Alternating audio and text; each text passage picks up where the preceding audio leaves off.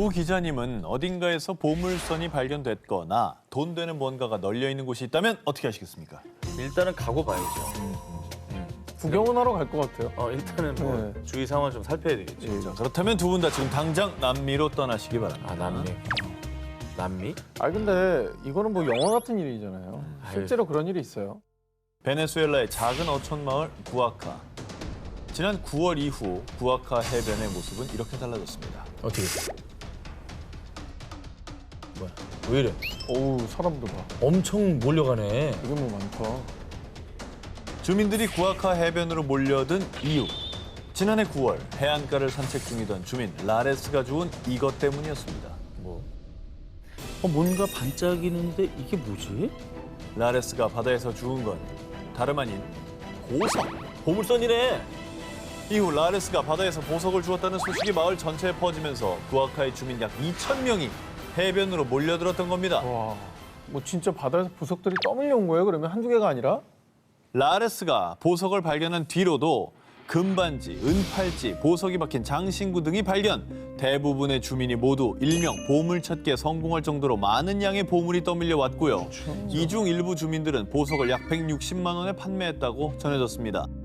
그리고 갑자기 출처를 알 수 없는 수많은 보석이 해변으로 떠밀려 오자 사라진 해적선 속 보물이 분명합니다. 코로나로 힘든 걸 알고 신이 선물을 주신 겁니다. 아니, 한두 개가 아니고 수많은 보석이 떠밀려 왔다면 정말 보물선의 침몰 가능성을 염두에 두지 않을 수가 없네요. 그럴 수도 있습니다. 네. 자, 하지만 구아카 인근에서 배가 침몰했다는 기록은 그 어디서도 찾아볼 수 없었는데요. 그리고 결국 지난해 12월 미국 유명 일간지에서는요. 해변으로 떠밀려오는 보석 미스터리를 풀기 위해 한 보석 전문가에게 보석을 의뢰.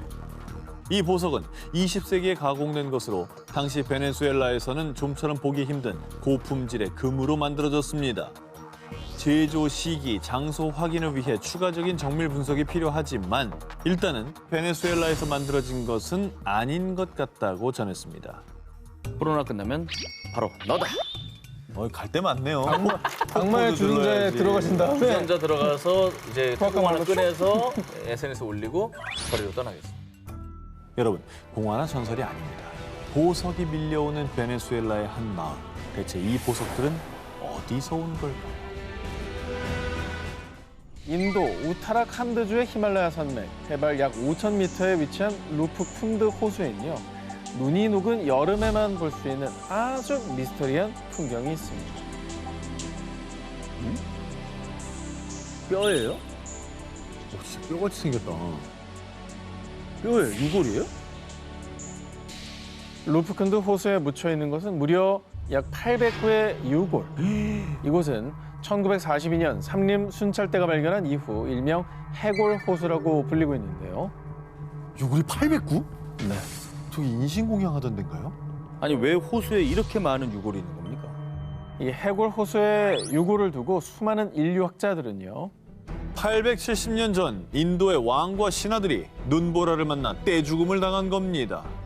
19세기에 티베트 침공에 맞선 인도 군인들의 유골입니다. 이런 분석 외에도 전염병, 희생자들의 무덤설 등 다양한 추측들을 내세웠지만요. 그간 학자들은 이들이 어떤 한 가지 이유로 한꺼번에 죽음을 맞이했을 거라고 공통적으로 입을 모았습니다. 그런데 2019년 유골을 조사하던 다국적 연구팀은 뜻밖의 조사 결과를 발표했는데요. 38구의 유골에서 DNA를 추출하고 방사성 탄소 연대로 측정한 결과 대부분에 해당되는 23구는 7에서 10세기의 남아시아인, 현재 인도 지역에 해당하는 조상의 유전자를 가지고 있었습니다. 인도인들이니까 뭐 인도 영토에서 발견된 게 뭐 이상한 건 아니잖아요. 그렇죠. 자, 해골호수의 미스터는 이제부터가 시작입니다. 나머지 14구의 유골들은요. 남아시아인의 유골들보다 무려 1000년 후인 17에서 20세기 사람들인데다 지중해 동부, 즉 그리스인의 유전자가 검출. 또 나머지 한 구에선 동남아인의 유전자를 확인했습니다. 즉 여러 인종이었던 이들은 약 1000년의 간격으로 한 가지 이유가 아니라 제각각의 이유로 죽음을 맞이했다는 거죠. 어메. 야, 근데 인도인들만 발견됐으면 뭐 전쟁이나 전염병이나 뭐 여러 가지 생각했을 수 있고 또 납득이 갔을 텐데 이게 뭐 전혀 상관없는 인종이 발견됐다니까 더 미스터리하네요. 그 그리스인이 왜 인도까지 와서 죽임을 당한 거죠? 연구팀에 따르면 유골들은 대부분 건강한 것으로 추정, 그리고 질병을 일으키는 박테리아 병원체도 발견되지 않았고요. 뿐만 아니라 과거 이 호수는 무역로도 아니었으며 무기 같은 전쟁의 흔적은 발견되지 않았습니다. 다만 이 호수가 과거 힌두교인들의 순례길이었다는 점 때문에 시신들 중 일부는 순례 중 사망했다고 추측하기도 했는데요. 그렇지, 순례야. 하지만 아직 유골의 일부만 조사했을 뿐 그리스인들이 머나먼 인도의 호수에서 무슨 이유로 죽음을 맞이했는지, 그리고 천년에 걸쳐 유골들에게 무슨 일이 벌어졌는지에 대해선 아직도 답을 찾고 있습니다. 여름철의 숲은 왠지 모를 음산한 기운이 감돕니다. 이번 특종 역시 미스테리한 숲에 관한 이야기입니다. 야, 사진만 봐도 음산하네요. 진짜. 근데 나무들이 생긴 게 되게 특이하다. 기이합니다. 매달려 있는 것 같죠. 오싹하네 진짜. 이 숲이 바로 루마니아에서 내려오는 미스테리한 전설의 숲. 무려 2.5제곱킬로미터의 면적으로 여의도와 맞먹는 거대한 규모를 자랑하는 호이아 바치우 숲입니다. 근데 뭐 분위기는 알겠어요. 근데 왜 이 숲이 미스터리한 장소가 됐습니까? 과거 한 목동이 양 200여 마리를 데리고 호이아 바치우 숲에 들어섰는데요. 그런데 그 많은 양과 함께 감쪽같이 사라진 목동. 만약 누군가에게 습격을 당했거나 높은 곳에서 떨어져 실족사했다면 그 흔적이 발견돼야 되겠죠. 문제는 목동의 시신뿐 아니라 양이 무려 200여 마리나 사라졌는데도 불구하고 양의 사체가 단 한 마리도 발견되지 않았다고 합니다. 루마니아의 버뮤다 삼각지대네요. 그렇습니다. 네. 믿기 어려운 호이아 바치우 숲의 미스터리는 단순 전설에 국한되지 않습니다. 자, 이 나무들을 보시면요. 마치 무엇인가에 의해 C자 모양으로 구부러진 듯한 굉장히 특이한 모양입니다. 야, 어쩜 이렇게 다 똑같이 저렇게 돼 있어요? 너무 신기하죠? 누가 분재한 것처럼. 그러니까 사진을 약간 이렇게 합성 이렇게 그래픽으로 변조준 것처럼 보죠. 이 수년간 과학자들이 그 원인을 밝히기 위해 나무의 성장 패턴을 조사했지만 결과는 원인 불명. 아직까지 밝혀지지 않고 있습니다. 자, 그런데 말입니다. 흥미로운 사실은 이 호이아 바치우 숲이 루마니아에서 유명한 UFO 출몰 지역이라는 점입니다. 1968년 군사기술자인 에밀 바네아가 친구들과 함께 이 숲을 방문했다가 하늘에서 정체 모를 은색 원반을 발견. 당시 UFO 논란이 일며 수사관들이 조사에 나섰지만 당일 숲 주변에서 풍선이나 소형 비행선을 띄운 적은 없었다고 합니다. 뿐만 아니라 이 호이아 바치우 숲을 방문한 사람들은요. 이곳에 오면 왠지 속이 메스껍고 피부가 뜨거워지는 느낌이 들어요. 아, 숲에서 비명 소리 같은 게 들리고요. 유령도 봤다고요. 호이아 바치우 숲에서 원인 모를 고통을 호소 혹은 유령 목격담이 속출했는데요. 하지만 이 역시 정확한 원인이 밝혀지지 않은 채 미스터리로 남아 있습니다. 인도 우타르 프라데시주 잔시의 한 공원에서 촬영된 영상이 전 세계를 충격에 빠뜨렸습니다. 에이. 혼자 움직이는 겁니다. 이 뭐야? 아무도 안 타고 있는데. 그러나 알고 보니 누군가 운동기구에 윤활유를 과도하게 바른 뒤 기구를 움직인 거란 사실이 밝혀졌습니다. 그 움직였던 게 아직도 움직이고 있는 거야? 어떻게 하면 저렇게 되냐. 윤활유 못 쓰는 거야? 근데 이건 그럼 이거 장난인 거잖아요. 아니 경찰도 출동해놓고 찍고 앉았네. 근데 신기하니까 찍었는데 알고 보니까 윤활유였다는 거잖아. 결말 너무 자, 시시한데요. 범인은 윤활유. 잘 들었습니다. 그런데 말입니다. 아르헨티나 산타페주의 피르맛에서도 이런 비슷한 일이 일어나고 있습니다. 2007년 6월 피르맛의 놀이터를 찾은 한 소년의 눈앞에 펼쳐진 놀라운 광경. 같은 윤활유예요? 이게 윤활유로 가능합니까? 그네는 좀 다르지. 글쎄요. 바람 아니야? 바람에 바람이야. 휘날릴 수 있잖아. 홀로 움직이는 이 미스터리한 그네는 곧 전 세계적으로 화제를 불러 모았고요. 놀이터 인근에서 죽은 그 소년이 혼자 와서 그 그네를 타는 거 아닐까? 응? 아니야. 그네 성스러운 기운이 깃든 걸 거야. 피르맛 놀이터 그네에 대한 근거 없는 소문이 퍼지기 시작. 가장 먼저 제기된 주장, 전 기자와 같습니다. 바람 때문에 그네가 흔들렸다. 제가 뭐라 그랬습니까? 그러나 바람 때문에 그네가 움직였다기엔 그날 움직이는 그네가 다를 뿐더러요. 세 개의 그네가 동시에 움직이는 법은 없습니다. 단 하나의 그네만 흔들린다는 겁니다. 그날 바람이 다르잖아요. 아니 근데 두 개가 흔들리는 일도 있는데 굳이 하나만 흔들린다는 게 되게 신기하네. 바람이 선택적으로 그렇게 불 리는 없잖아요. 그리고 일부 현지 언론에서는 그네가 설치된 곳에 강력한 자기장이 흘러 그네가 스스로 흔들린다고 주장했는데요. 맞네요. 그러나 음. 자기장 측정기를 동원해 실험한 결과 특별한 자기장이 발견되지 않았다고 합니다. 아니라고 합니다. 자기장 가능성 전 높게 봤는데요. 우리가 모르는 힘이 이렇게 작용하나? 그리고 마치 누가 타는 것처럼 움직인다. 이렇게. 그러니까 말이야. 그냥 왔다 갔다 하는 게 아니고. 신기하네. 아르헨티나 코르도바에 위치한 성당. 한 해에만 약 12만 명 이상이 성당에 나타난 신비로운 현상을 보기 위해 이곳을 방문한다고 합니다. 12만 명이. 뭔데요? 보시죠. 뭔데?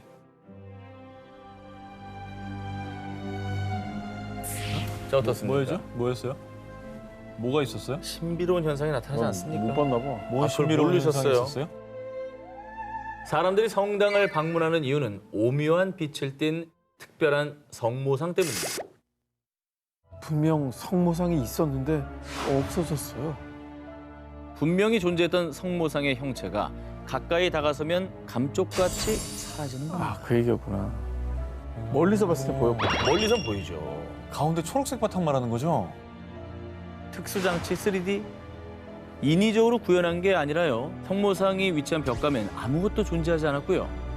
초자연적으로 성모상의 형상이 나타난 것입니다. 야, 이거 뭐냐? 신기하네. 1927년 성당이 건립됐을 당시 현재 성모상이 나타나는 벽감에는요. 성모상이 안치돼 있었습니다. 아, 원래 동상이 있었다고? 그렇죠. 아. 그런데 2011년 낡은 성모상을 복원하기 위해 벽감에서 빼냈지만요. 아니, 이럴 수가. 신이시여, 어찌 이런 일이. 성모 마리아가 강림하셨다. 한 사제가 텅 빈 벽감에서 빛나는 성모상을 발견. 그때부터 지금까지 계속 이유도 원인도 설명 불가한 초자연적인 현상이 발생하고 있고요. 수많은 신자들과 일반인들도 신비로운 성모상을 보기 위해 성당을 방문하고 있는데요. 그리고 카톨릭 수도회에서도 축복받은 성모 마리아의 현신은 지금까지도 합리적으로 설명이 불가합니다. 라며 이 성당에 나타난 성모상을 종교적인 초자연 현상으로 받아들이고 있습니다. 야, 이거 희한하다. 저기서 뭐 종교적으로 이렇다라고 말할 만한데 사실 그걸 빼고 과학적으로 봤을 때도 네네. 저게 무슨 뭐 원리나 이런 걸로는 설명이 안 될 것 같은데요. 그렇습니다. 성당에 나타난 기적의 성모상, 구원을 바라는 이들의 바람이 만든 기적일까요? 아니면 신도들의 믿음에 응답하는 신의 메시지일까요? 2011년 6월 8일 일본 이시카와현 카가시에 거주하는 사치코 미나미가와는 아침 일찍 집을 나섰다가 이상한 광경을 목격했습니다. 아니, 이 올챙이들은 다 뭐야? 바로 길이 2cm가량의 올챙이 20여 마리의 사체가 지붕과 현관, 우체통 등 집 주변 곳곳에 떨어져 있던 겁니다.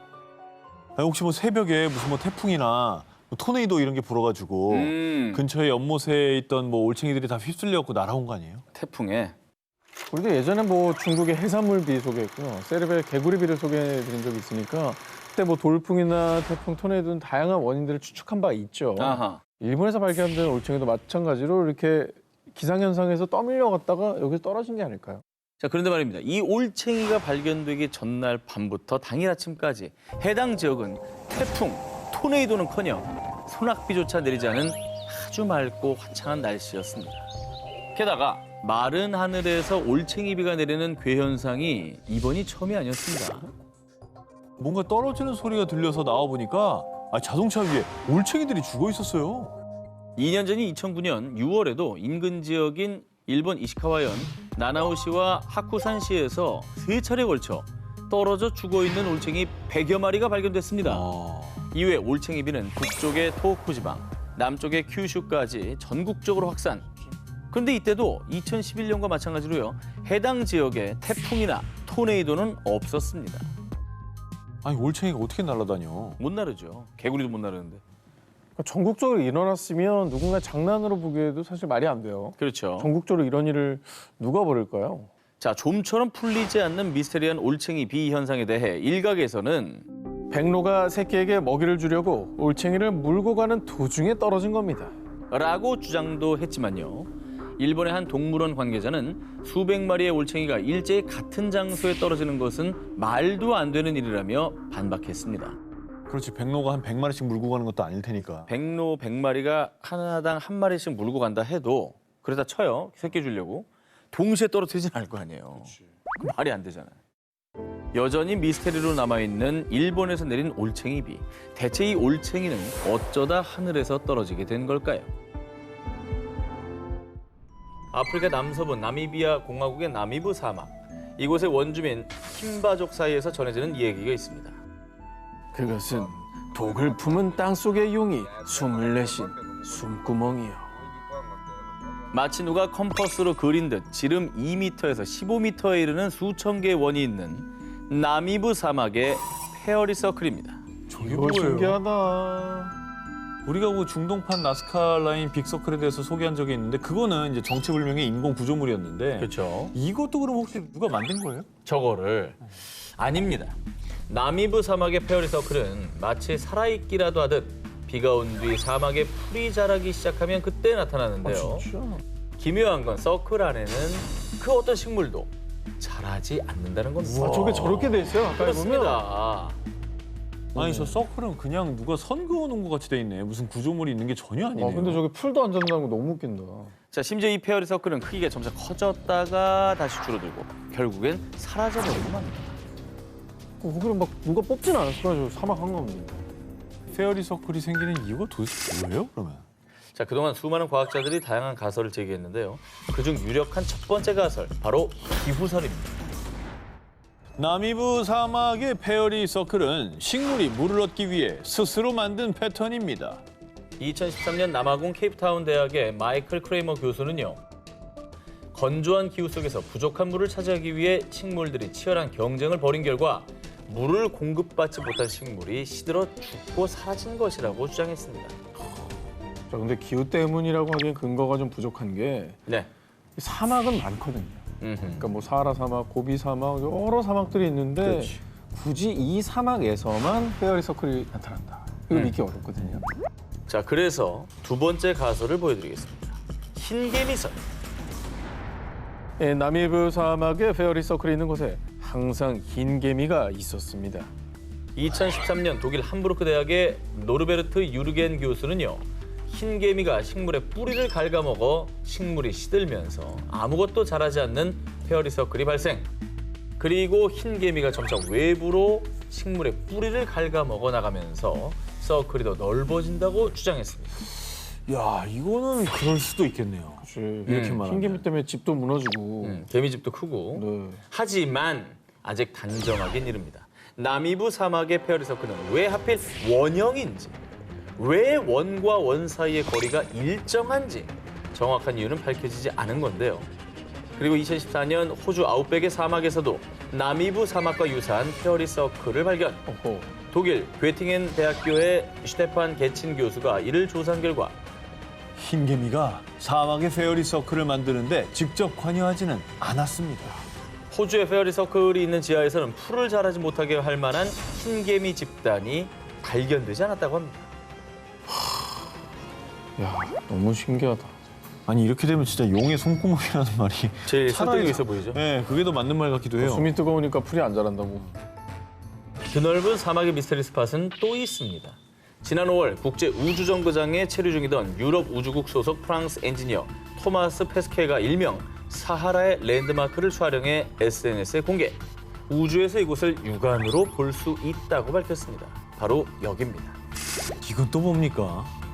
우주에서 보면 마치 눈동자처럼 보인다 해서 일명 사하라의 눈이라 불리는 곳인데요.